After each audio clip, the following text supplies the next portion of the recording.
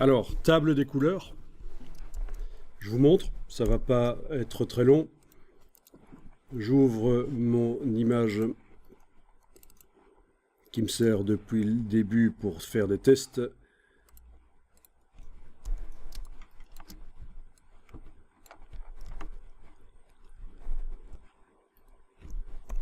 Alors, je vais mettre un calque de réglage de type correspondance de couleurs.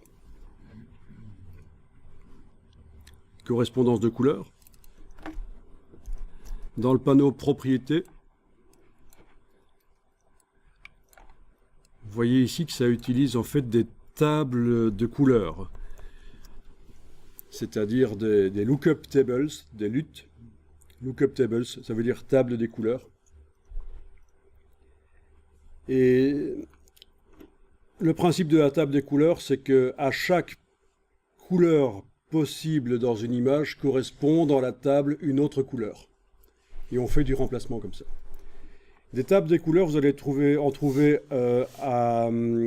sur le web, à télécharger gratuitement. Il y en a différents types. On peut aussi les fabriquer soi-même dans Photoshop. Par ici, vous pourrez les charger, charger le fichier que vous avez mis sur votre disque dur. Et voilà, c'est des simulations de films photos. Ça peut être intéressant. Notamment, les tables des couleurs, en fait, c'est plus utilisé pour la vidéo que pour les images fixes. Ça sert à donner un look à votre film, en fait, pour lui donner une certaine époque. Bon, ça, c'est typique, par exemple, cette table des couleurs, comment s'appelle-t-elle? Candlelight. Vous voyez, ça fait une photo un peu vieillotte, genre années 60. Alors, vous seriez étonné si vous ne connaissez pas le color grading, la correction couleur pour les vidéos. C'est énormément utilisé. Il faut comparer vraiment les films, vos séries TV, la vidéo qui est capturée par la caméra, et puis la vidéo retouchée. C'est assez extraordinaire, l'ambiance couleur qu'on amène dans les séries TV. Il suffit de... Et ça utilise comme ça des tables de couleurs, en fait. Il suffit de taper dans Google Color Grading, et vous allez avoir des exemples. Alors ça peut se faire avec Photoshop, puisque Photoshop peut traiter de la vidéo. Ça peut se faire avec Adobe Premiere, ça peut se faire avec After Effects, tous des logiciels Adobe. Mais il y a aussi des logiciels spécialisés. Voilà, vous voyez, vous avez des exemples, quand vous tapez Color Grading, vous avez des exemples de films dont on a changé l'ambiance, vidéo capturée originale par la caméra, vidéo retouchée. Vraiment, c'est utilisé tout le temps, en fait. Et j'ai remarqué que les feuilletons français, là, les séries françaises, commencent à utiliser ça très longtemps. Au niveau des couleurs, on voyait tout de suite la différence entre un film ou un feuilleton français et un feuilleton américain, une série américaine. Et bien maintenant, ils commencent à utiliser voilà, ce genre d'appareil. Notamment le logiciel DaVinci. DaVinci Resolve, qui existe en version gratuite, tant que vous vous limitez à la HD. Mais si vous voulez faire ça sur du 4K, 4000 lignes, il y a une version payante. Et si vous voulez avoir l'appareil qui est montré là, qui permet de contrôler avec les mains plutôt qu'avec la souris, là vous comptez plus de 30 000 $ quand même. Mais bon, c'est intéressant de voir ça. Et donc, ce que je vous ai montré là dans Photoshop, les tables des couleurs, c'est ce principe-là. On crée une table des couleurs et on l'applique sur plein d'images d'un film pour modifier l'ambiance. C'est une manière de corriger les couleurs qui est assez intéressante. Et au fait, quand vous faites des calques de réglage dans Photoshop, ils peuvent être convertis en table des couleurs. Table des couleurs qui sera utilisable dans Adobe Premiere et After Effects aussi. Donc, vous pouvez créer dans Photoshop vos propres tables des couleurs qui sont utilisables dans d'autres logiciels avec les calques Photoshop.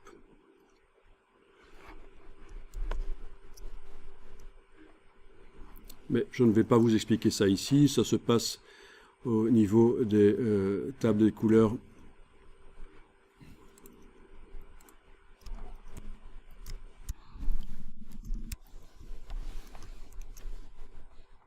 Donc, correspondance de la couleur, ça peut être bien. Surtout d'aller chercher des tables des couleurs qui sont disponibles sur le web et de les charger. Je vais jeter le calque ici, ne faites pas ceci, je vous montre juste rapidement. Je n'ai plus de calque, plus de correction sur cette image maintenant, je vais en créer une. Je crée un calque de réglage de type courbe. Voilà. Et on va dire ça, bien.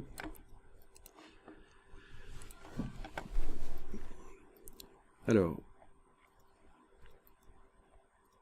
un petit mélangeur de couches, utilisé de manière créative peut-être.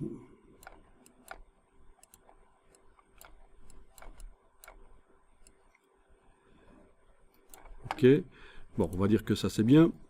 Évidemment, les calques de réglage se combinent. En allant dans le menu Fichier, Exportation, Table de correspondance de couleurs, Fichier, Exportation, Table de correspondance des couleurs, les réglages Photoshop que j'ai créés ici peuvent être récupérés sous forme de table des couleurs. Et vous avez 4 formats qu'on a déjà vu là dans la liste tout à l'heure. 4 formats de table des couleurs, 4 fichiers qui peuvent être créés. Voilà, ça vous permet d'enregistrer une lookup table que je peux nommer comme je veux, peut-être un truc un peu plus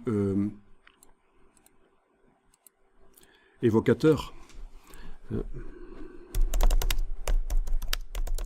Voilà, n'importe quoi. Ok. Ce qui veut dire que cette table des couleurs, je vais pouvoir l'utiliser dans Premiere, Adobe Premiere pour faire du montage vidéo et corriger les couleurs. Je vais pouvoir l'utiliser aussi dans After Effects ou dans n'importe quel logiciel qui est capable d'utiliser des tables des couleurs. Donc les réglages Photoshop sont exportables vers d'autres logiciels, si je veux obtenir le même look ailleurs. Eh bien, testons un peu ici dans Photoshop avec une autre image. Voilà.